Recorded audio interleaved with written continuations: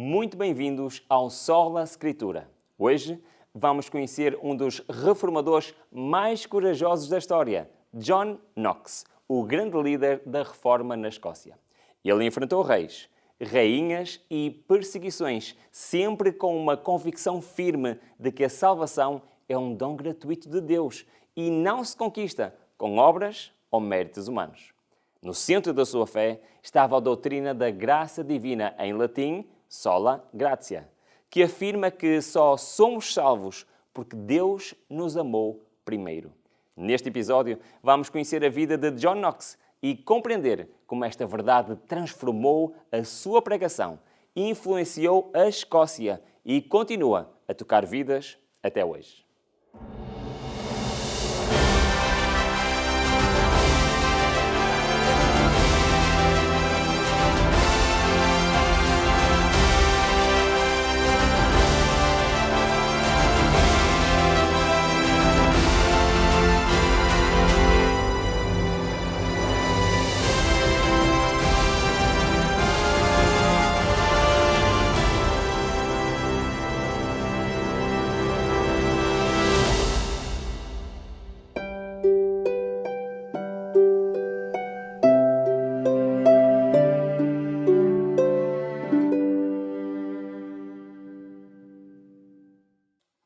Ruben, nós hoje vamos falar de um reformador escocês que enfrentou reis, galés, perseguições, mas sempre movido por uma fé inabalável. John Knox é conhecido como o pai da Igreja Presbiteriana e foi uma voz poderosa na reforma escocesa. Para nós começarmos esta viagem, diz-nos quem foi John Knox e como é que começou a sua caminhada espiritual. Ora bem, John Knox nasceu por volta de 1514 numa pequena vila chamada Haddington, na Escócia. A sua família era humilde, o pai chamava-se William Knox e provavelmente seria agricultor e um pequeno proprietário. A sua mãe morreu quando ele ainda era jovem, mas os pais valorizaram a educação e deram a oportunidade de estudar. Começou os seus estudos na escola local e mais tarde frequentou a Universidade de St. Andrews, que era o centro teológico mais respeitado na Escócia na altura.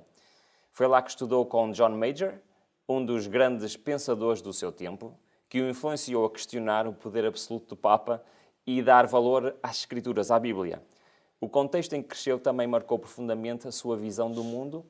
A Escócia estava mergulhada numa instabilidade política e na corrupção religiosa. Os abusos da Igreja Católica eram visíveis por toda a parte e isso gerou revolta em muitos, inclusivamente em John Knox. Segundo o livro de John Knox, da série History Nerds, a hipocrisia de muitos padres, o estilo de vida luxuoso dos bispos e a ignorância generalizada das Escrituras por parte do clero não passaram despercebidos ao jovem Knox. Ainda jovem, Knox começou a duvidar da integridade da igreja que servia. E mesmo tendo sido ordenado padre, foi precisamente essa inquietação espiritual que o levou mais tarde a abraçar a reforma com toda a sua força. Houve alguém que teve um papel importante na mudança da sua fé? Sim, houve. E ele teve uma influência muito grande que foi decisiva na sua vida. Foi a de George Wishart. E ele era um pregador corajoso e apaixonado que denunciava os abusos da Igreja Católica e anunciava a salvação pela fé em Cristo. As suas pregações atraíram multidões e impressionavam todos pela simplicidade e poder com que falava da Bíblia. Segundo um livro de história sobre John Knox, diz o seguinte: Knox foi cativado pelas palavras de Wishart e tornou-se um dos seus seguidores mais devotos. Viu nele um modelo de coragem e convicção, disposto a arriscar tudo pela verdade da palavra de Deus. E John Knox ficou profundamente tocado pela mensagem dele e começou a segui-lo por todo lado, nas viagens de pregações, ouvindo os seus sermões e aprendendo muito com ele, tanto em público como em privado. O impacto foi tão forte que Knox passou a andar com ele como se fosse o seu guarda-costas, armado com uma espada para o proteger de possíveis ataques. Knox tinha muita estima por ele e chamava-lhe um homem de tais graças como nunca se ouvira antes neste reino. Quando Wishart foi preso, Knox quis ir com ele, mas o reformador recusou, com as seguintes palavras: volta para os teus alunos e que Deus te abençoe. Um só basta para um sacrifício. Foi a última vez que se viram. Wishart foi queimado vivo em St. Andrews no ano de 1546. Mas, em vez de recuar, Knox viu naquele martírio um chamado de Deus para se entregar totalmente à causa da reforma. Nós sabemos que John Knox passou por alguns momentos difíceis e a pergunta que te faço é se é verdade que ele chegou a ser feito prisioneiro. É verdade. Depois do martírio de George Wishart, Knox procurou refúgio no castelo de St. Andrews e lá ele começou a pregar publicamente o Evangelho. Mas em 1547, uma frota francesa cercou o castelo e forçou o castelo à sua rendição. Então, os soldados mais importantes foram levados como prisioneiros de guerra. Os restantes, incluindo Knox, foram feitos prisioneiros, acorrentados e lançados a bordo de galés. E galés era o quê? Eram navios de guerra franceses, onde os prisioneiros eram forçados a remar, acorrentados e em condições deploráveis, em condições subhumanas. E ele esteve lá, nesta situação, durante 19 meses, a remar sob ordens brutais, cercado de sujidade, de fome, de doença, e muitos dos prisioneiros não resistiam. Ele próprio ficou fraco e doente, mas nunca perdeu a sua fé. Um livro de história diz o seguinte: a bordo da galé, os prisioneiros eram forçados a remar horas a fio, os corpos partidos pelo esforço, sufocados pela imundície e o cheiro insuportável. Mas mesmo em correntes, Knox permanecia firme a orar e a confiar que voltaria a pregar em liberdade. O próprio Knox escreveu anos depois: vejo bem o pináculo do lugar onde Deus abriu pela primeira vez a minha boca para a sua glória. E estou plenamente convencido de que, embora esteja fraco, não morrerei antes de voltar a glorificar o seu nome naquele lugar. Então, finalmente, ele foi libertado. Embora estando fisicamente abatido, o espírito de Knox saiu mais forte do que nunca. Então, o que é que aconteceu depois disto? Onde é que ele foi parar quando ele saiu da prisão? Depois de sair da prisão, em 1549, Knox foi para a Inglaterra, onde encontrou liberdade para pregar. Foi então nomeado capelão do rei Eduardo VI e tornou-se uma das principais vozes protestantes do país. No livro de Hum Brown, lemos o seguinte: estes 10 anos em Inglaterra e no continente foram de tal variedade e intensidade de ação que por si só justificam considerá-lo uma das figuras mais notáveis do seu tempo. O impacto foi tão grande que em 1551 foi nomeado capelão do rei e recebeu uma pensão oficial. No entanto, com a morte de Eduardo VI em 1553 e a subida ao trono de Maria I, a situação mudou drasticamente. Com a perseguição violenta aos protestantes, Knox foi forçado ao exílio e partiu para a Europa continental. Depois de uma passagem por Frankfurt, acabou por se estabelecer em Genebra. E foi aí que ele encontrou refúgio e inspiração na liderança de João Calvino.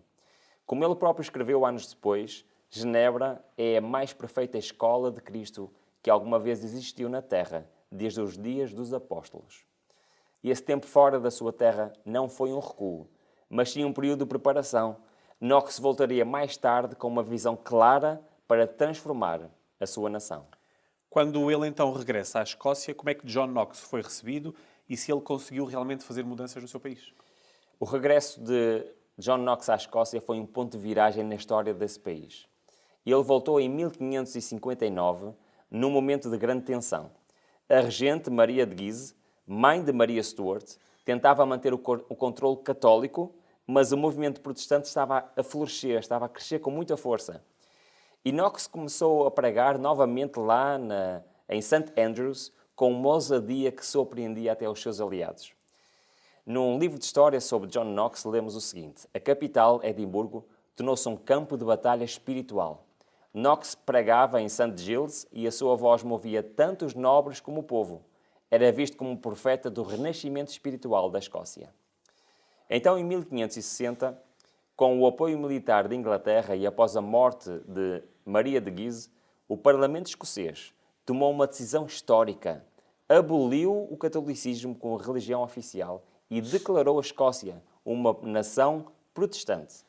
Knox foi uma peça central neste processo. Ele participou diretamente na redação da nova Confissão de Fé escocesa, que rejeitava o Papa, rejeitava os sacramentos católicos e afirmava a autoridade total das Escrituras. Segundo o historiador Hum Brown, Knox e os outros 5 ministros completaram a confissão em apenas 4 dias. Foi um feito extraordinário, que mostrou a preparação e a clareza doutrinária do grupo. Ele foi então nomeado ministro da Catedral de St. Giles e passou a liderar a nova Igreja Reformada da Escócia. Falam-se muito dos seus confrontos com a Rainha Maria Stuart, já referido anteriormente. O que é que realmente aconteceu entre eles? De facto, os confrontos entre Knox e a Rainha Maria de Stuart são dos episódios mais intensos e mais dramáticos da história da Reforma Escocesa e da história em geral escocesa. Quando Maria regressou à Escócia em 1561, encontrou um país oficialmente protestante. Só que ela era católica, formada em França, e tinha a intenção de manter a sua fé. Isto colocou em confronto direto com Knox. E eles reuniram-se pelo menos 4 vezes e os encontros foram marcados por tensão, por lágrimas e por palavras bem duras. Num dos encontros, Maria acusou Knox de desrespeitar a sua autoridade. E ele respondeu desta forma: se um governante não cumpre a lei de Deus, o povo tem o direito, até o dever, de resistir. Esta ideia chocava com a crença da rainha no direito divino dos reis. Para ela, ninguém podia questionar a sua autoridade. Mas para Knox, ninguém estava acima da palavra de Deus. A rainha chamou de novo ao palácio, acusou de semear rebelião, mas Knox manteve-se firme. Ele acreditava que o seu dever era advertir, mesmo que isso custasse a ele a liberdade ou até a sua vida. Segundo um livro de história, quando ela chorou durante um confronto, Knox respondeu: nunca me alegro com lágrimas de ninguém, nem mesmo dos meus filhos quando os corrijo. Mas antes ferir a minha consciência do que calar a verdade. E estes confrontos enfraqueceram a posição de Maria. Muitos nobres protestantes começaram a vê-la como uma ameaça. Poucos anos depois, o seu reino ruiu e ela foi forçada a abdicar. Knox, por outro lado, continuou a pregar com firmeza e acreditava que defender a verdade era mais importante do que agradar aos reis. E olhando para tudo aquilo que ele viveu, que marca é que John Knox deixa na fé cristã? O seu modelo de igreja era o presbiterianismo, uma igreja sem bispos, governada por anciãos, com foco na pregação e na vida moral. Knox, para que todos pudessem ler a Bíblia, acreditava que a educação era essencial para uma fé consistente e firme. O seu impacto foi tão grande que ainda hoje a Igreja Presbiteriana Escocesa reconhece Knox como seu fundador. O impacto de John Knox foi profundo e duradouro. Ele não só liderou a reforma escocesa, ele fundou a Igreja Presbiteriana, baseada na autoridade da Bíblia, no governo por anciãos e na rejeição da hierarquia papal. A sua visão não era apenas doutrinária, mas também prática. Ele defendia uma igreja acessível ao povo, um culto simples, um ensino bíblico claro e educação para todos, defendendo a criação de escolas paroquiais para que cada escocês pudesse ler a Bíblia por si mesmo. O livro de John Knox, A Biography, de Hum Brown, diz: quando ele regressou à Escócia, vinha com uma experiência e visão que lhe davam autoridade. A sua influência moldou não só a religião, mas o destino do país. Hoje, ele é lembrado como um reformador corajoso, que se levantou contra reis e rainhas, não por orgulho, mas por fidelidade à palavra de Deus. O seu ministério foi uma defesa viva das grandes verdades da Reforma, como a salvação pela graça, a autoridade suprema das Escrituras e a glória devida apenas a Deus. Hoje aprendemos com a vida de John Knox que ninguém se pode salvar a si mesmo. A salvação é um dom de Deus oferecido pela sua graça e só pode ser recebido com fé e humildade. Se quiser aprofundar este tema e descobrir o que a Bíblia ensina sobre a graça de Deus, então temos um presente para si, a revista gratuita O Grande Conflito. É um curso bíblico completo com 24 estudos que percorrem as doutrinas centrais da fé cristã através da história de reformadores como John Knox. O estudo de hoje é o número 19 e nele vai encontrar respostas claras sobre esta doutrina. Peça já o seu exemplar gratuito enviando um SMS ou WhatsApp para 933 939291 ou visitando o site cursos.novotempo.pt. Não perca esta oportunidade de estudar a Palavra de Deus com profundidade e simplicidade. Comece hoje a sua jornada de reavivamento.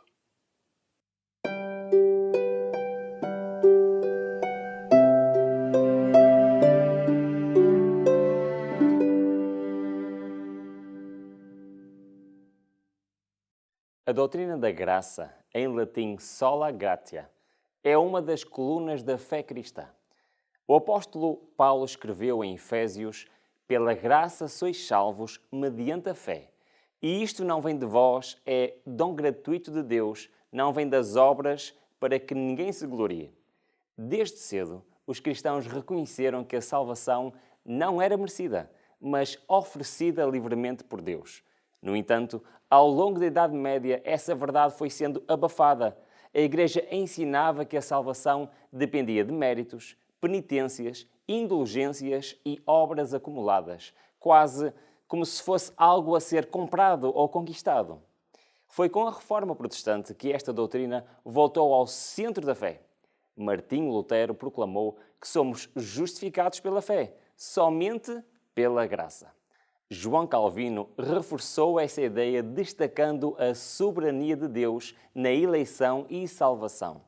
John Knox, discípulo direto do pensamento de Calvino, defendeu que a graça de Deus é soberana, irresistível e imerecida. Para ele, o ser humano está espiritualmente morto e só pode ser salvo porque Deus intervém com misericórdia. Num livro de história sobre o John Knox, resume bem esta visão dizendo: Knox ensinava que o pecador nada pode fazer para se salvar. Tudo é dom de Deus, desde o arrependimento à fé. A graça para ele não era uma ajuda, era o princípio, o meio e o fim da salvação. Foi em Genebra, ao lado de Calvino, que Knox aprofundou esta teologia. E quando ele voltou à Escócia, aplicou estes princípios na organização da nova Igreja Reformada. A Confissão Escocesa, que em 1560 ele ajudou a redigir, declara: confessamos e reconhecemos que os filhos de Adão são totalmente incapazes de fazer qualquer bem que lhe agrade a Deus e que a nossa salvação é unicamente pela graça do Pai. Para Knox, esta verdade libertava o crente da culpa e da superstição. Ele não precisava mais de confiar em obras, em santos, em indulgências, mas apenas em Jesus Cristo. A doutrina da graça continua a ser um chamado à humildade, reconhecer que não merecemos, mas que somos amados, não conquistamos, mas fomos salvos pela graça e para a glória de Deus.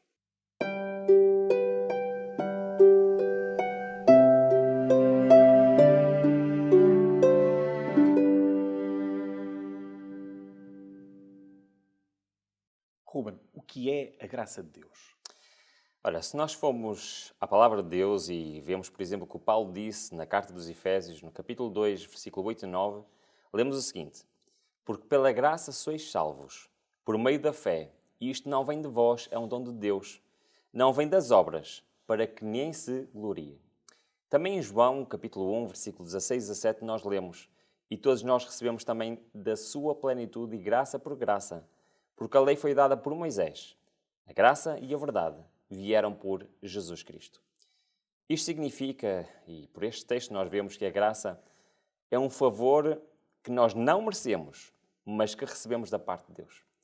É algo que é gratuito, é um dom gratuito e não pode ser conquistado nem pelas obras, nem por nada que nós possamos fazer.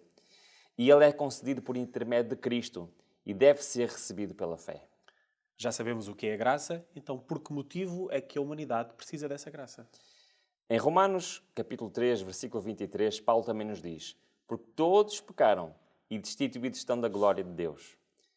Vemos também o apóstolo Paulo em Efésios 2, versículo 4 e 5, que nos diz: mas Deus, que é riquíssimo em misericórdia, pelo seu muito amor com que nos amou, estando nós ainda mortos em nossas ofensas, nos vivificou, juntamente com Cristo.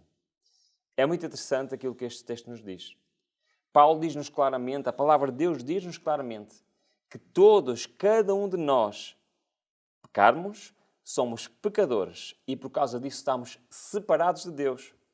Espiritualmente nós, como seres humanos, estamos mortos. Nós não temos a capacidade de nos reconectarmos com Deus. Nós não temos a capacidade de nos salvar. Então apenas a graça de Deus pode restabelecer esta ligação, pode restaurar e pode vivificar. E é por causa disso. Todos precisamos de Deus, sem exceção. Como é que então se manifestou esta graça de Deus em Cristo? Nós vemos e continuamos com o apóstolo Paulo em 2 de Coríntios, capítulo 8, versículo 9, que nos diz: porque já sabeis a graça de nosso Senhor Jesus Cristo, que sendo rico, por amor de vós, se fez pobre, para que pela sua pobreza enriqueceis. Também em Tito, capítulo 2, versículo 11, nós podemos ler: porque a graça de Deus se há manifestado, trazendo salvação a todos os homens. Mais uma vez, neste versículo, nós vemos verdades fundamentais da palavra de Deus. Nós vemos que Cristo se despiu da sua divindade, abriu mão da sua glória e veio a esta terra, fez-se pobre por amor de cada um de nós.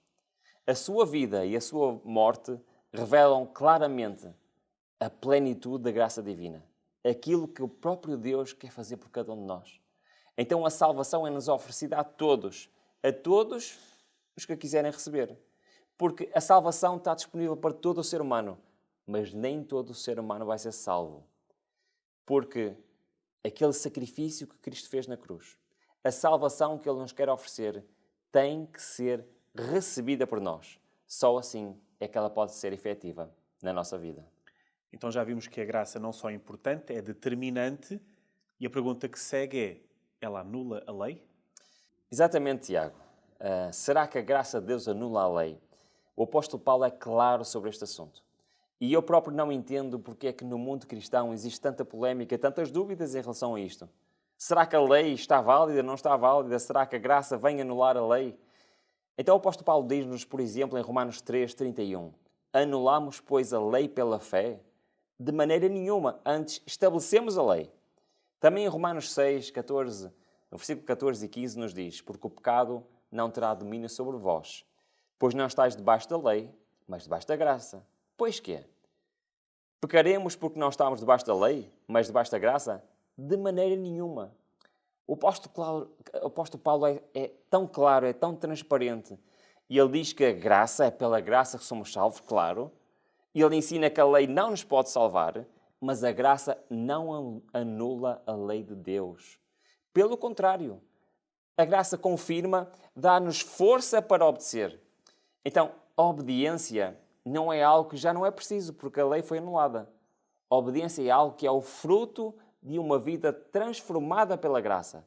É a consequência da graça de Deus. Ruben, qual é então a relação entre a graça e as obras na vida do cristão? O apóstolo Paulo continua a nos ensinar. Então vamos a 2 de Coríntios, versículo 12, 9, que nos diz: a minha graça te basta, porque o meu poder se aperfeiçoa na fraqueza. Temos, por exemplo, em Mateus 5,16, assim resplandeça a vossa luz diante dos homens, para que vejam as vossas boas obras e glorifiquem a vosso Pai que está nos céus. Também em Mateus, 2 capítulos à frente, no capítulo 7, versículos 16 e 20, nos diz: por seus frutos os conhecereis. Toda a árvore que não dá bom fruto é cortada e lançada no fogo. Portanto, pelos seus frutos os conhecereis. Isto mostra-nos então esta relação. As obras, de facto, não nos salvam. Elas não têm essa capacidade, mas elas revelam aquilo que vai em nós. Revelam se a nossa fé é verdadeira ou se é falsa. É que a graça tem este poder transformador sobre o caráter. E a graça produz frutos visíveis. E quais são estes frutos? São as obras. Então, a graça é patente, mostra-nos nessa transformação do nosso caráter que produz obras. E essas boas obras são a evidência da ação de Deus na vida de cada um de nós.